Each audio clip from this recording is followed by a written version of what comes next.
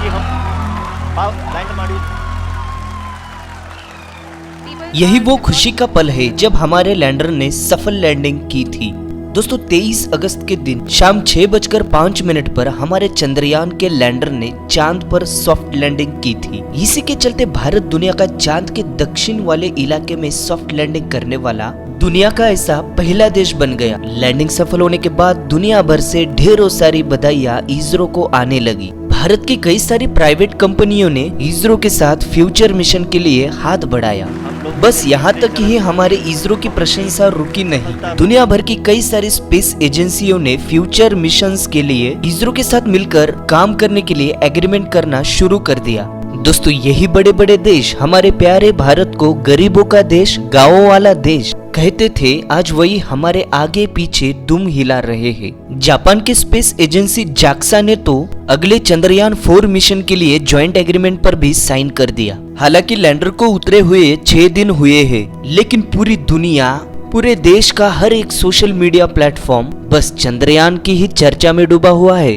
लेकिन इधर चांद की सतह पर उतरते ही हमारे लैंडर ने अपना काम शुरू कर दिया। उस रात करीब 8:20 पर हमारा रोवर लैंडर से निकलकर चांद पर मून वॉक करने लगा। आपको बता दूं कि इस दक्षिण ध्रुव पर आज तक कोई भी देश नहीं पहुंच पाया है, लेकिन हमारे इसरो ने सिर्फ पहुंचकर ही नहीं दिखाया, बल्कि जिस सटीक जगह पर लैंडिंग करनी थी ठीक उसी जगह सॉफ्ट लैंडिंग करके दुनिया में अपना रिकॉर्ड बनाया। दोस्तों दक्षिणी ध्रुव के बारे में कुछ तथ्य ऐसे हैं जो कि आपको जानना बहुत जरूरी है। वैसे तो चांद के इस दक्षिणी ध्रुव पर उत्तरी ध्रुव की तुलना से ठंड ज्यादा है। रात के समय पर तो हमारे इंसानों के लिए यहाँ पर रहना ना के बराबर है, क्योंकि इस दक्षिणी ध्रुव का तापमान रात के समय -170 डिग्री से भी नीचे गिर जाता है। इतने कम तापमान में कोई इंसान का बच पाना नामुमकिन है।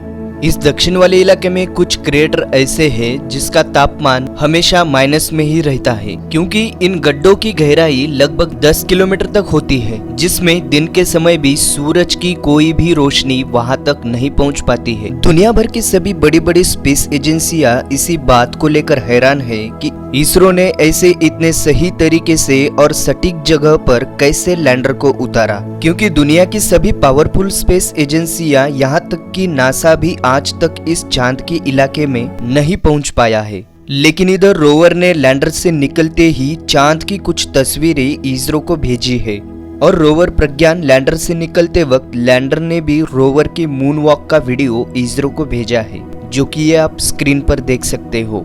अभी मौजूदा समय में रोवर लैंडर से लगभग 8 मीटर से भी ज्यादा दूरी तक सफर कर चुका है। अगले 6 दिनों तक ये सफर करता रहेगा और साइंटिफिक एक्सपेरिमेंट के जरिए मिली हुई जानकारी हमारे वैज्ञानिकों तक भेजता रहेगा। क्या 6 दिनों के बाद रोवर अपना सफर चालू रख पाएगा या हमेशा के लिए शांत हो जाएगा? और हाल ही में भारत सरकार ने चंद्रयान 2 और चंद्रयान 3 जिस जगह पर उतरे उन जगहों का नामकरण किया है। इन जगहों के क्या नाम रखे गए हैं और इसरो का सूरज की तरफ अगला मिशन कब और कैसे लॉन्च किया जाएगा, ये सब कुछ आज के इस वीडियो में जानेंगे। हेलो दोस्तों, मैं हूं आपका दोस्त दीपक बास्टे और आप है डीबी नॉलेज के इस खास वीडियो में। लेकिन भाई लोग, वीडियो शुरू करने से पहले जल्दी से जल्दी कमेंट बॉक्स में जय हिंद जय भारत लिखना ना भूले। तो वीडियो शुरू करते हैं।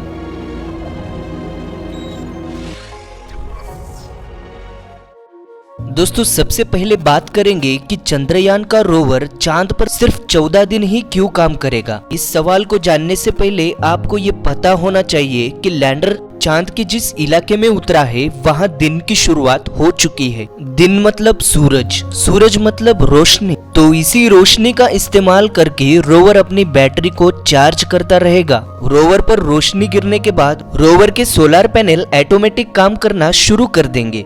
ये सोलर पैनल सोलर एनर्जी को इलेक्ट्रिक एनर्जी में कन्वर्ट करेंगे, फिर उसी एनर्जी को इस्तेमाल करके रोवर के सभी इंस्ट्रूमेंट एक्टिवेट हो जाएंगे। और आपको बता दूं कि रोवर तभी तक काम करेगा जब तक उसको एनर्जी मिलती रहेगी। वैसे तो आपको पता है कि चांद का एक दिन हमारे धरती के 14 दिनों के बराबर होता है, इसलिए अगले 6 दिन तक ही हमारे रोवर को सूरज से एनर्जी मिलती रहेगी। फिर 6 दिनों के बाद वहां पर रात की शुरुआत हो जाएगी और रात के समय में इस जगह का तापमान -170 डिग्री सेल्सियस के आसपास पहुंच जाता है, जिस वजह से रोवर के सभी इंस्ट्रूमेंट इतनी ज्यादा ठंड में सिकुड़ जाएंगे और ये सभी इंस्ट्रूमेंट इतनी ज्यादा ठंड में सिकुड़ जाने के बाद अपने आप ही डीएक्टिवेट हो जाएंगे। बल्कि इतनी ज्यादा ठंड अगले 14 दिनों तक रहेगी, जिससे रोवर का फिर से चल पाना नामुमकिन है। फिर भी अगर 14 दिनों के बाद कड़ाके की ठंड कम होने के बाद अगर हो सके तो ये फिर से काम करना भी चालू कर सकता है। अगर इन 14 दिनों में रोवर के सभी इंस्ट्रूमेंट नॉर्मल रहेंगे तो ये फिर से भी काम करना शुरू कर सकता है। अभी फिलहाल तो हमारा रोवर नॉर्मल तरीके से काम करते हुए महत्वपूर्ण डेटा इसरो को भेज रहा है। इसरो ने दिए जानकारी के मुताबिक रोवर को चांद के सतह पर चलते वक्त बहुत सारी मुसीबतों से गुजरना पड़ रहा है। जानकारी के मुताबिक रोवर ने एक नहीं बल्कि दो गड्ढों में गिरने से अपने आप को बचाया है। इसरो के वैज्ञानिकों ने बेंगलुरु में स्थित नेविगेशन कंट्रोल रूम से रोवर को दूसरे डायरेक्शन में चलने की कमांड दी है।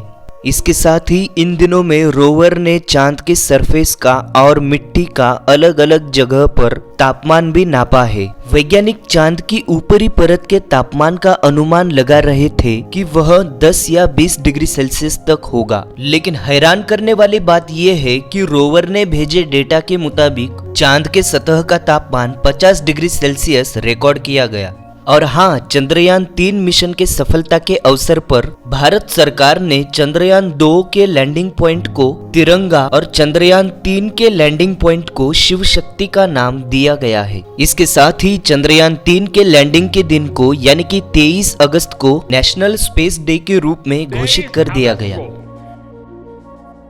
जब भारत ने चंद्रमा पर तिरंगा फहराया, उस दिन को अब हिंदुस्तान नेशनल स्पेस डे के रूप में मनाया जाएगा। वैसे तो आने वाले दिनों में इसरो कई सारे स्पेस मिशन को लॉन्च करने वाला है। चांद का फिर से अध्ययन करने के लिए चंद्रयान 4, मंगलयान और गगनयान जैसे मिशन शामिल है। फिलहाल आज के वीडियो में बस इतना ही। तो मिलते हैं अगले सफर में। तब तक के लिए चैनल को सब्सक्राइब करके नोटिफिकेशन को ऑन कर दे, ताकि अंतरिक्ष से जुड़ा हर एक वीडियो सबसे पहले आपके पास आ जाए। तब तक के लिए धन्यवाद।